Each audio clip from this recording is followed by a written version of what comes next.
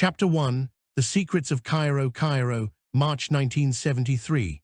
The city was a labyrinth of dusty streets, bustling bazaars, and ancient ruins, where the Nile shimmered under a merciless sun. Tony the Bull Rossi stood in the shadow of a mosque in Old Cairo, his coat stained with sweat and blood from their perilous journey from Istanbul. The documents they had taken from Hagia Sophia weighed heavily in his bag: plans for Operation Red Dawn, a global conspiracy financing wars and chaos, connected to the Bratva, the CIA, and now a new figure. The architect, not the man they had killed in New York, but a new leader operating out of Cairo. The shadow, the ruthless assassin who always eluded them, was also here, and Tony knew this was their last chance to stop him and end the conspiracy. Olga stood beside him, her submachine gun hidden beneath a long coat. Her wounds from Istanbul had healed, but her eyes carried traces of exhaustion and loss. The Bratva, once her family, were now her enemies, and her only loyalty was to Tony and Frankie. Frankie the knife, Lombardi, miraculously alive after his chest injury, limped behind them, his face pale but his knife ready. A Turkish doctor in Istanbul had saved him, but he was a shadow of his former self. "Boss, this is our last chance," he said, his voice hoarse. "If we fail in Cairo, we're dead." Tony nodded, jaw tight. "We don't fail. The architect is here, and the shadow protects him. We take them both, and we stop Red Dawn or die trying." They had settled into a small apartment near the Khan el-Khalili Bazaar, arranged by Mehmet, their contact from Istanbul who had connections even in Cairo. The apartment was a cramped hole, filled with the scent of spices and the sounds of street vendors. Mehmet had given them a lead. The architect was holed up in an old mansion on the outskirts of Cairo, a base for the final phase of Operation Red Dawn, a massive arms shipment to a rebel group in Sudan, funded by corrupt CIA agents and Bratva money. A dangerous alliance in the bazaar, they met Mehmet's contact, an Egyptian smuggler named Amira. She was a woman with sharp eyes and a voice that could cut through steel. "The architect is an American," she said, sipping her tea. "His name is Richard Carver, a former CIA agent who switched to the Bratva. He runs Operation Red Dawn from the mansion, but it's a fortress, guards, mines, even armored vehicles. The shadow is his right hand, and he's always close." Tony exchanged a look with Olga. "Carver," he said, "if we take him, we can expose the whole conspiracy, but the shadow will be there." Amira nodded. "The shadow isn't human. He's a product of KGB experiments, trained to kill without emotion. But he has one weakness, Carver. If you threaten his master, you might be able to lure him out." Frankie snorted, his hand gripping his knife. "Lure him out? He's tried to kill us in 3 countries. We should just blow the whole damn mansion up." "We need Carver alive," said Olga. "He knows who's really at the top, who's funding Red Dawn." Tony nodded. "We strike tonight. But we need a plan, and we need weapons." Amira smirked. "I can arrange that, but it'll cost." The night at the mansion lay in a desert suburb, surrounded by high walls and guarded by heavily armed men. Tony, Olga, and Frankie crept through the night, their weapons, grenades, automatic rifles, and knives, supplied by Amira. They had barely reached the wall when the alarm sounded. Spotlights swept the ground, and gunfire echoed in the night. The shadow struck first. He emerged from the darkness, his knives flashing in the moonlight. A bullet from Olga hit him in the shoulder, but he pressed on as if the pain didn't exist. Tony lunged, his rifle spitting fire, but the shadow was too fast, his movements a dance in the shadows. Frankie, despite his weakness, slashed with his knife, and blood sprayed as he cut the assassin's leg. But the killer threw a smoke grenade and vanished. They fought their way into the mansion, where Carver awaited in a lavish hall. He was an older man with cold eyes and a pistol in hand. "Rossi," he said, "you're persistent. But you can't stop this. Red Dawn is bigger than you can ever understand." Before Tony could respond, Petrov stormed in with his KGB agents. Blood and gunpowder filled the air as shots rang out. Olga shot down 2 agents, but a bullet hit her arm and she fell. Frankie fought like a man possessed, his knife slicing through an agent's throat, blood splattering the walls. The shadow reappeared, his knife striking Petrov in the back. The KGB agent screamed in pain but turned and fired, hitting the shadow in the chest. For the first time, the assassin faltered, blood seeping from his hood. Tony saw his chance and lunged, his knife driving into the shadow's side. The killer fell, breathing raggedly, but his laugh echoed. "You won't win," he hissed before dying. Carver tried to flee, but Tony shot him in the leg. He fell and Olga grabbed him, her pistol pressed to his temple. "Talk," she growled. "Who's running Red Dawn?" Before Carver could answer, Interpol stormed in, led by Marie Dupont. "Drop your weapons," she shouted, but the chaos escalated. Petrov, bloody but alive, threw a grenade, and the explosion shook the mansion. Tony, Olga, and Frankie fled with Carver in tow, his screams lost in the tumult. One last lead they hid in a desert cave, where Carver, bound and bloody, revealed the truth. Operation Red Dawn was run by a secret group within the CIA, funded by the Bratva and powerful businessmen. But he gave them one final name, Senator Grayson, a man in Washington. "We are going there," said Tony. "This ends in America." Frankie, weak but alive, nodded. "And Petrov, he's next," said Olga. Chapter 2, Washington's Secrets. Washington, D.C., April 1973. The Capitol lay shrouded in the mist of an early spring morning, its monuments white marble faintly gleaming under the streetlights. Tony, the Bull Rossi, stood in the shadow of a park bench along the Potomac River, his coat dust-stained from the journey from Cairo. The documents from Istanbul and Cairo, revealing Operation Red Dawn's global conspiracy, weighed heavily in his bag. They had identified Senator Grayson as the mastermind, a powerful man linking the Bratva, the CIA, and international arms dealers in a plan to destabilize the world. The shadow was gone, but its presence still loomed, and Ivan Petrov, the ruthless KGB hunter, along with Marie Dupont from Interpol, were on their trail. Tony was weary, scarred, and driven by a burning desire to finish this, for himself, for Olga, and for Frankie, who was barely alive. Olga stood beside him, her machine pistol hidden beneath her coat. Her wounds from Cairo had healed, but her face still bore the marks of loss and rage. The Bratva, once her loyalty, was now her enemy, and her sole allegiance was to the group. Frankie, the knife, Lombardi, miraculously surviving his injuries, limped behind them, his knife ready despite his weakness. An Egyptian doctor in Cairo had stabilized him, but every breath was a struggle. "Boss, this is our last chance," he rasped. "Grayson is big, but if we get him, maybe we can stop everything." Tony nodded, jaw tense. "We take Grayson, and we end Red Dawn, but we need to be smart. Washington isn't Cairo, we're on enemy turf here." They had settled into a safe apartment in Georgetown, arranged by an old Chicago contact, a former CIA operative named Eddie Malone. The apartment was a cramped, crumbling hole, walls cracked and permeated with a constant scent of cigarette smoke, but perfect for hiding. Eddie had given them a lead. Senator Grayson stayed at a private Virginia estate, where he met his contacts for Operation Red Dawn. But the estate was a fortress, guarded by mercenaries and CIA agents. An uncertain alliance. Eddie met them at the apartment, his eyes flickering nervously. He was a thin man with graying hair and a voice trembling from years in the shadows. "Grayson is untouchable," he said, tossing a stack of photos onto the table, images of the estate, guards, and armored vehicles. "He's protected by the CIA, and Bratva has smuggled in their own men. But I have something better, a way in. Grayson is holding a meeting tomorrow night. Diplomats, Bratva, and a new figure, a Swiss banker. If you strike then, you can get him." Olga narrowed her eyes. "And why are you helping us, Eddie? What's in it for you?" Eddie smirked. "I want Grayson dead. He betrayed me 10 years ago, left me to die in Vietnam. This is personal." Tony exchanged a glance with Olga. He didn't trust Eddie, but they had no choice. "We need weapons," he said. "And a plan," Eddie nodded. "I have weapons, grenades, rifles, explosives, but you have to be fast. Petrov is in town, and Interpol isn't far behind." Frankie snorted, hand gripping the knife's hilt. "Petrov again. That bastard never gives up." The night in Virginia, the estate lay in Virginia's woods, surrounded by high walls and floodlights. Tony, Olga, and Frankie crept through the darkness, weapons loaded, hearts pounding.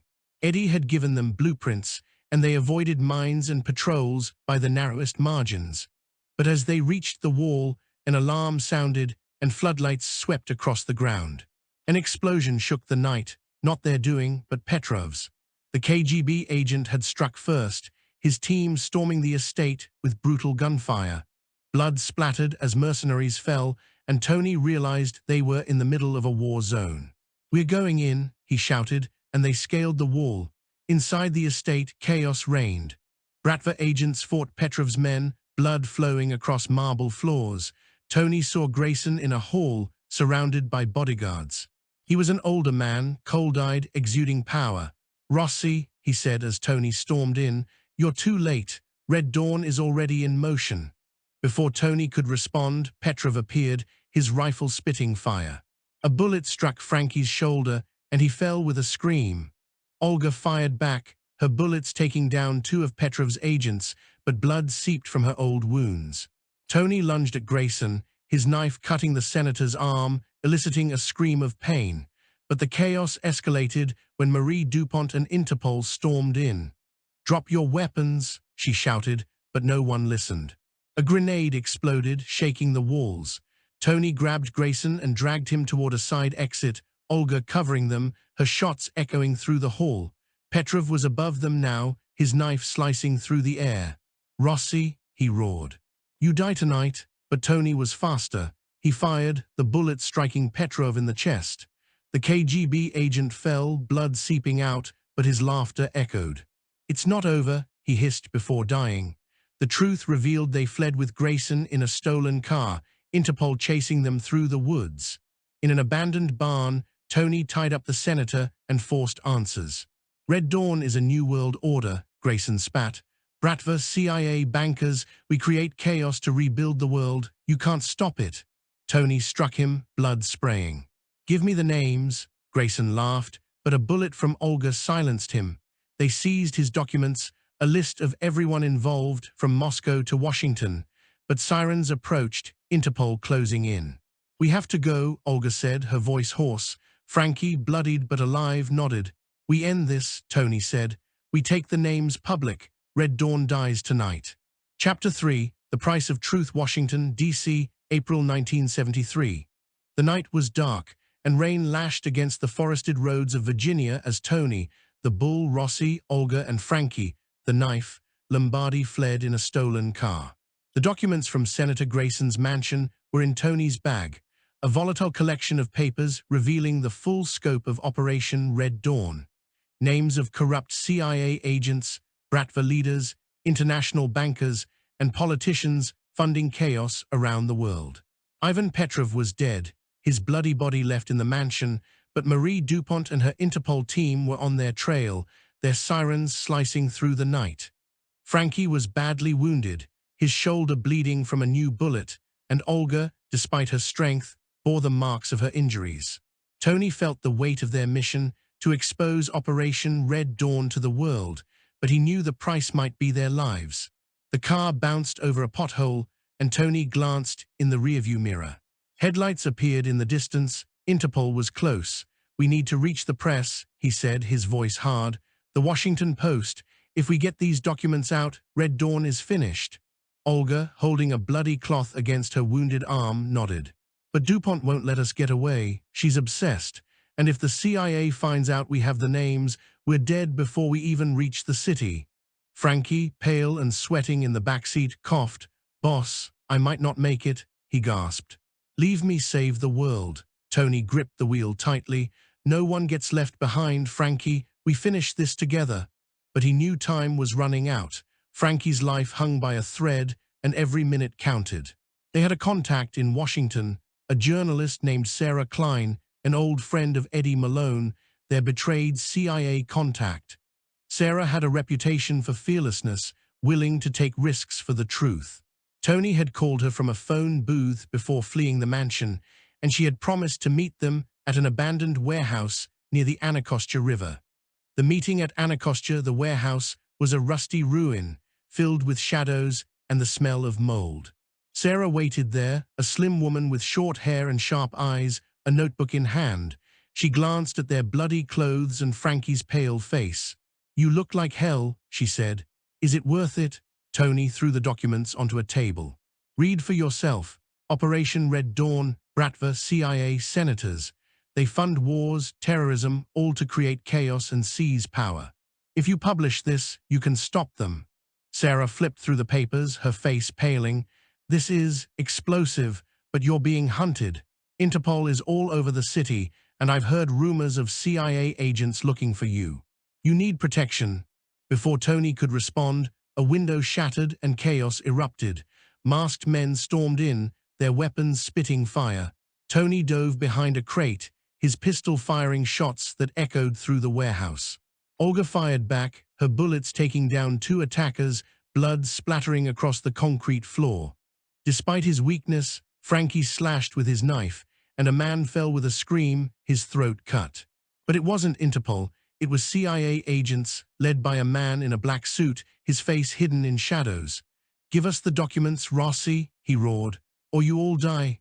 Sarah grabbed the papers and ran toward a back door, but a bullet struck her leg and she fell. Tony threw a grenade, the explosion shaking the building, flames spreading quickly. He pulled Sarah to cover while Olga provided covering fire, her shots echoing in the night. Amid the chaos, Marie Dupont appeared with her Interpol team. "Drop your weapons," she screamed, but no one listened. The CIA agents turned their guns on Interpol, and the fight became a bloody mess. Blood flowed, bodies fell, agents, Interpol officers, even Sarah's bodyguard who had tried to protect her. Tony fought his way to Sarah and dragged her toward the exit. "You have to publish this," he shouted. "It's our only chance."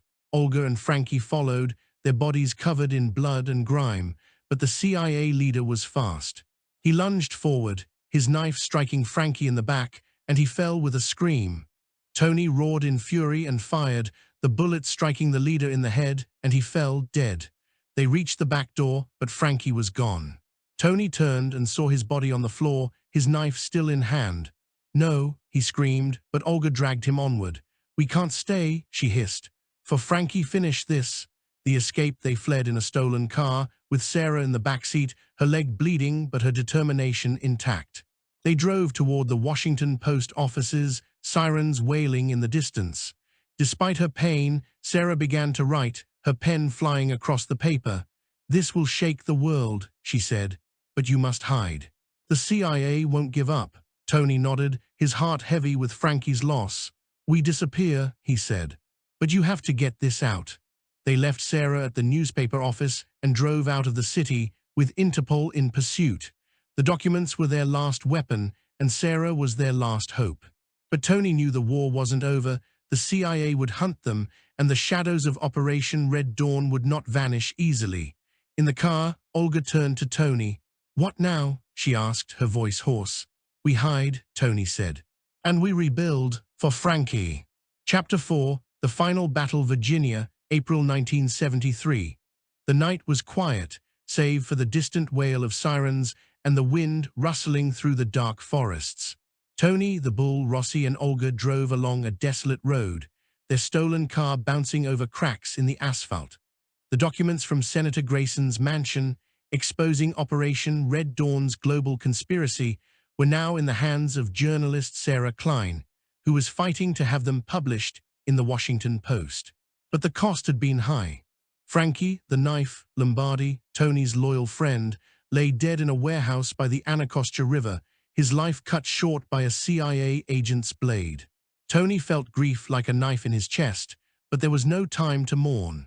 Marie Dupont and her Interpol team were on their trail, and the CIA, now aware that their secrets were at risk of exposure, would show no mercy. Olga sat in the passenger seat, her injured arm bandaged but still seeping blood through the cloth.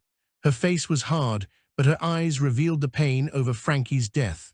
"We lost him," she said, her voice low and filled with anger. "But we can't let his death be in vain. Sarah has to get those documents out." Tony nodded, his hands gripping the wheel tightly. "We disappear after this," he said. "But first we make sure Red Dawn dies." His thoughts were filled with Frankie, his laughter, his knife, his loyalty, but he couldn't let emotion take over, not now when everything was at stake. they had one last plan: to hide in an abandoned hunting cabin in Virginia's mountains, arranged by Eddie Malone, their former CIA contact, before he disappeared after the mansion battle. The cabin was a final refuge, but Tony knew it was only a matter of time before Interpol or the CIA found them. Sarah had promised to publish the documents within 24 hours, but until then, they were hunted prey. The cabin in the mountains, the hunting cabin, was a dilapidated building, surrounded by dense forests and fog. Tony and Olga barricaded the door with old furniture and loaded their weapons: a handful of grenades, assault rifles, and Olga's submachine gun. They had barely settled when they heard engines in the distance. Spotlights cut through the night, and Tony felt his pulse rise. "They're here," he said. "DuPont or CIA, maybe both." Olga nodded, her eyes cold. "We hold them off until Sarah publishes, then it's over." The battle began with an explosion. A grenade shattered a window, filling the cabin with smoke. Tony fired through the haze, his bullets felling a CIA agent trying to break in. Blood sprayed across the floor, and screams echoed through the night. Olga threw a grenade back, the explosion ripping apart a car outside, flames quickly spreading into the forest. Marie DuPont's voice cut through the chaos. "Rossi, surrender, and maybe you survive." But Tony knew she was lying. Interpol wanted them alive to extract information, but the CIA wouldn't let them live. A new group arrived, CIA agents, led by a man in a black suit, his face hidden behind a mask. "Give us the documents," he roared, but Tony responded with gunfire. Blood and gunpowder filled the air, and bodies fell. Agents, Interpol men, even one of Tony's own weapons, which he hadn't realized had followed them from the mansion. Olga fought like a fury, her submachine gun tearing through enemies, but a bullet hit her in the chest, and she fell with a scream. Tony lunged forward, his hands covered in her blood. "Hold on," he yelled, but her breathing was weak. Amid the chaos, a helicopter sounded above. Tony looked up and saw the lights from a Washington Post logo on a car pulling up. Sarah had arrived, with a group of journalists and cameras.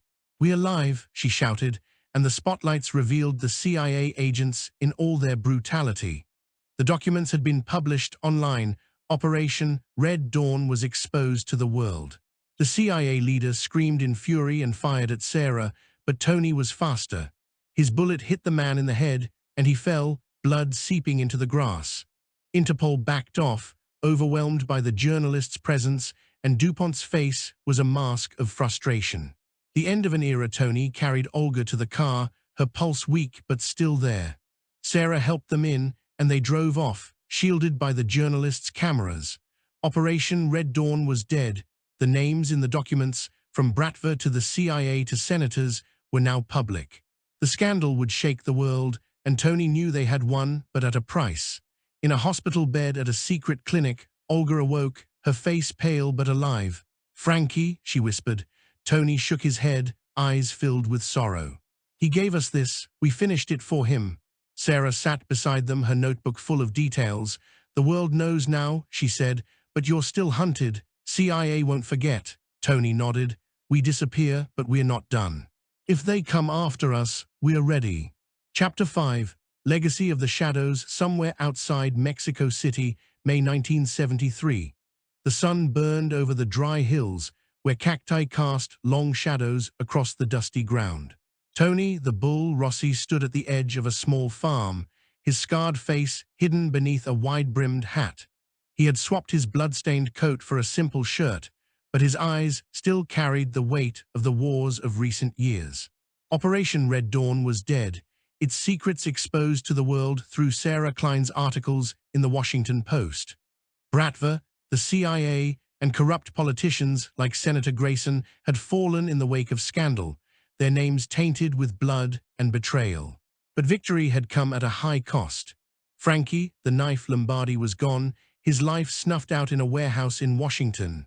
Olga, who had survived her wounds, stood beside Tony, her machine pistol replaced with a simple knife, but her gaze was as sharp as ever. They had fled to Mexico, hidden by an old smuggler contact from Tony's days in Chicago. The farm was a sanctuary, a place to lick their wounds and plan their next move. But Tony knew they would never be completely safe. The CIA, despite the scandal, still had agents hunting them, and Marie Dupont of Interpol, though forced to retreat after Washington, was not a woman who gave up. The Shadow was dead, his body left in Cairo, but his ghost lingered over them, a reminder of how close they had come to losing everything.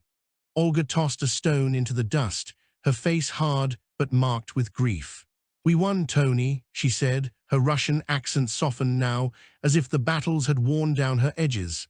"But why does it feel like we lost?" Tony lit a cigarette, the smoke curling up into the hot air. "Because we did," he said. "Frankie, Dmitri, everyone we left behind, Red Dawn is dead, but the price was too high." He glanced at the farm, where an old radio played mariachi music in the background. "But we live, and we'll be ready if they come for us."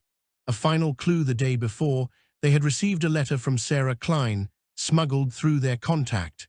Her articles had shaken the world, senators had resigned, CIA agents arrested, and Bratva's operations in Europe and the Middle East had collapsed. But the letter contained a warning. "There are still shadows," she wrote.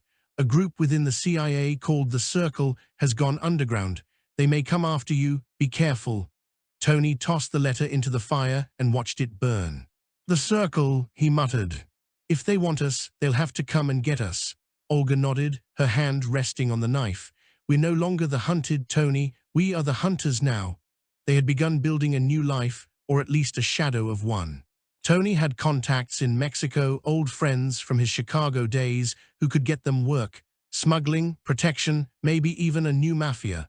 But he was tired of war. He wanted peace, if only for a moment. Olga, on the other hand, still burned with vengeance. She had lost everything to Bratva, her loyalty, her friends, her soul, and she would never forgive them. The final confrontation night came with a cold that didn't belong in the desert. Tony and Olga sat at a table, their weapons within reach, when they heard engines in the distance. Spotlights cut through the darkness, and Tony felt his pulse quicken. "They found us," he said, his voice calm but hard. Olga gripped her knife. "Interpol or CIA, doesn't matter," said Tony, loading his rifle. "They die tonight." The cars stopped, and men in black suits stepped out, not Interpol, but CIA agents, led by a woman with cold-blooded eyes. "Rossi," she called, "the Circle wants you dead. Surrender and maybe it'll be quick." Tony smirked. "Come and get us." The fight was brutal but brief. Tony and Olga had prepared the farm, mines at the gate, hidden weapons, even a gasoline tank rigged to explode. When the agents stormed in, Tony triggered a mine, and the explosion ripped through the night. Blood and fire filled the air, bodies falling into the dust. Olga moved like a panther, her knife slicing through an agent's neck, blood spraying like a fountain. Tony fired, his bullets felling 3 men before they could react. The woman, leader of the Circle, was the last to stand. She lunged at Tony, her pistol firing shots that tore through his shoulder. But Olga was faster. Her knife struck the woman in the chest, and she fell, her breath rattling. "It's over," she hissed before dying. Tony and Olga stood among the bodies, bloodied and exhausted. Sirens sounded in the distance, Interpol, or perhaps local police, but they had time to escape. They grabbed their bags and vanished into the night, leaving the farm in flames. Epilogue: the first rays of the sun broke through the morning mist over the streets of Washington. Operation Red Dawn had been exposed. Its web of corruption, dirty dealings, and secret alliances now lay bare for the world. Bratva, CIA agents, senators, their secrets all revealed, but victory had come at a high cost. Frankie was gone, and the traces of blood and sorrow followed Tony and Olga like silent shadows. In a secret clinic, they lay wounded but alive. Tony held Olga's hand, letting his gaze drift over the city that still slept, unaware of the storm that had just raged behind the scenes. Sarah's report had already begun shaking the world, but Tony knew that Red Dawn's aftermath would not disappear overnight. "We're not done," he said quietly, more to himself than to Olga. She nodded, the strength in her eyes a promise. Whatever awaited, they would face it together.